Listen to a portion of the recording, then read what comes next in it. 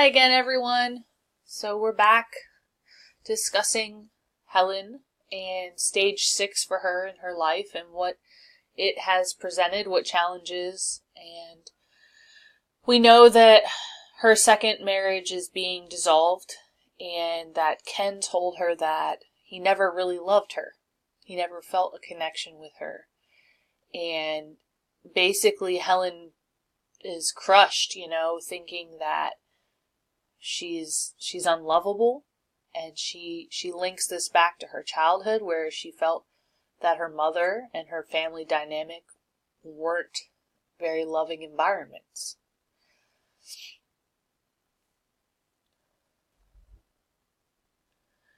So I want to look at the factors and events that may have facilitated or inhibited the resolution for this crisis with Helen. As far as diversity and difference, you can look at gender, ethnicity, culture. For Helen, the culture of growing up on a farm and being kind of isolated at home and being a parentized child, I think was challenging for her. But I didn't quite see anything for diversity in the younger adulthood stage with Helen that facilitated or inhibited the resolution. I did see that the low cess childhood and the abuse from her mother did still play a role in her younger adulthood.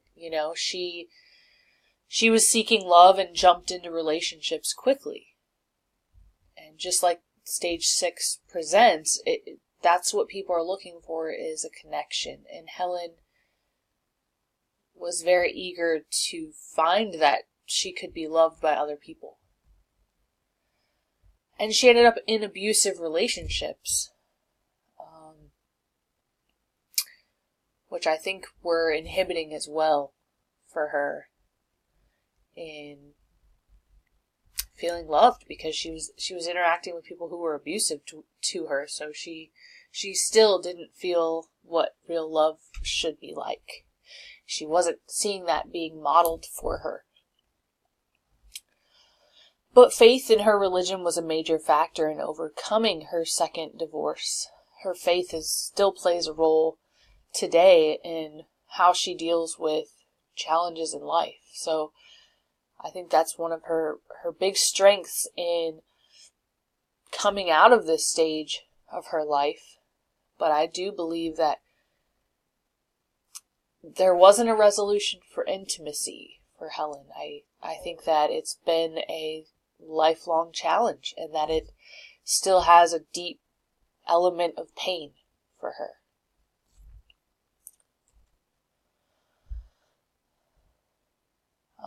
Oppression, I talked a little bit about that. I think the abuse in her childhood played out in younger adult in stage 6, because she ended up in abusive relationships that she stayed in for a long time. It was like it was okay to her because she had experienced it at such a young age, and she didn't really know what she was supposed to be experiencing. Her support network of friends in Oregon, she moved in with them after her second divorce. And this was amazing, because this is when Helen really decided that, you know what, I'm not going to search for love. I'm going to pursue a career. And when she moved in with these friends, they helped her with Rebecca, and they helped her while she went to school to become a nurse. And this was a turning point for Helen in this stage of her life, because she was like, I'm not going to pursue these relationships. So she wasn't looking for intimacy, but she was looking to build herself up so she could take care of her family, and I admire that.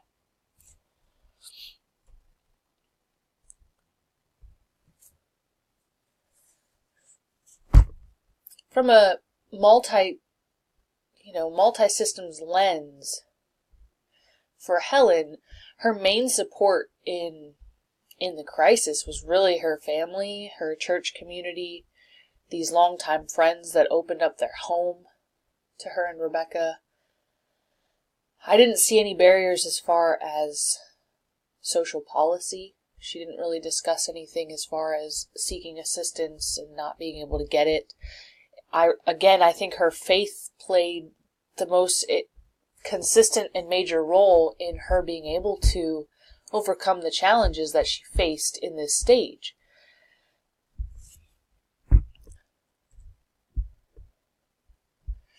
In applying another theory, I wanted to look at the social learning theory that asserts that people are active participants in their own learning.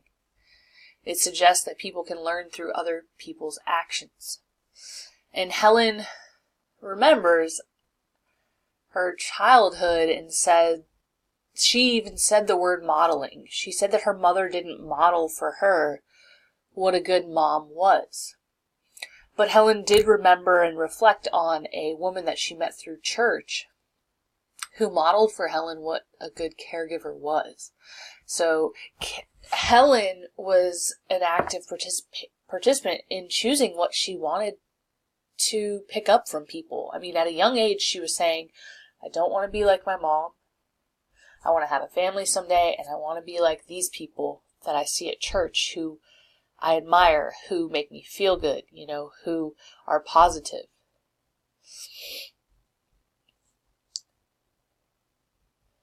She was able to decipher and be discerning with, what is good and what is not, what's normal and what shouldn't be done in the home. And I think that's profound for somebody who is in their younger teen years to be able to be in that abusive environment, but be learning through the modeling of people outside of that home and saying, okay, I see some different things here, and I'm going to take those things and that's what I'm going to apply to my life when I'm able to be on my own someday. And Helen did that.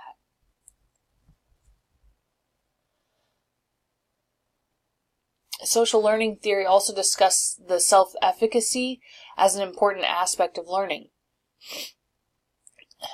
Albert Bandura describes people's expectations that they can perform a task successfully. And I look at Helen's life and it seems as though she had high levels of self-efficacy after her second divorce that drove her to this nursing degree. Later in her 20s, early 30s, she pursued an education as a single parent to provide for her and her daughter. And she was empowered by that. She was deciding that relationships weren't really for her and she was going to do something better with her life and she was going to provide for herself.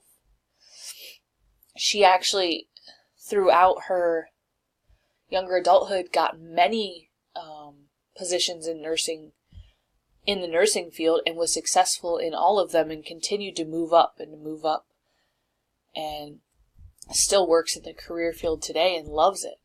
So I think that although Helen didn't pursue other relationships or more intimacy in this stage, I think she did go down a positive route from the social learning theory perspective. And some of the limitations with this theory, I feel you don't really reveal the crisis of intimacy. This theory, it's not really looking for crisis or what could go wrong. It does highlight positive aspects.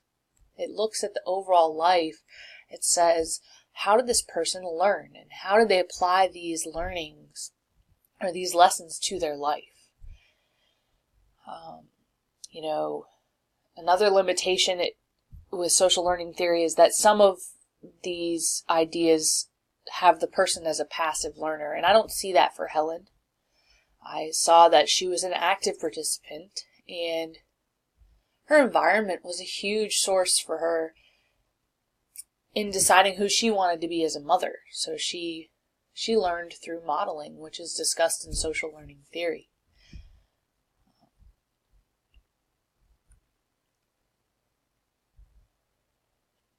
So thank you guys for listening to my presentation. I look forward to watching all of your presentations and getting your feedback, and I hope you have a good day.